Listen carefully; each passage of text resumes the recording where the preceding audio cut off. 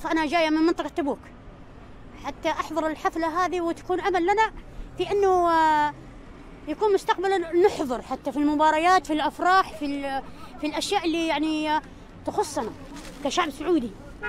فرحانين جدا، ما تتخيل اليوم هذا كيف الفرحة.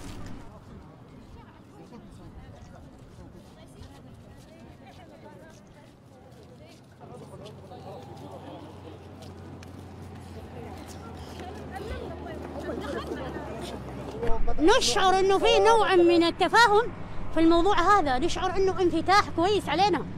يعني ايام مضت فيها شويه من القسوه علينا والحرمه بالذات. احنا نحب الوطن، نحب الافراح، نحب كل شيء، وعقبال المباريات ان شاء الله ما نحضر باذن الله على جميع المستويات. المراه الحين في الشورى، المراه الحين دكتوره، المراه الحين في مناصب كبيره، فلماذا نكون مشاركة للرجال يعني في أشياء تهم وطننا؟ وأنا أم أولاد وبنات مستعدة لكل الوطن، وطني كل شيء له.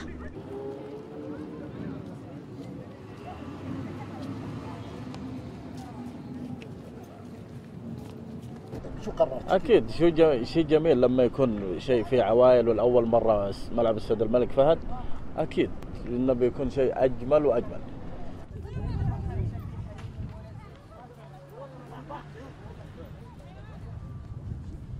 والله صراحة أنا مبسوطة في التطور ده، وإن شاء الله يعني بكرة يمكنون المرأة في أشياء ثانية وأفضل وأحسن.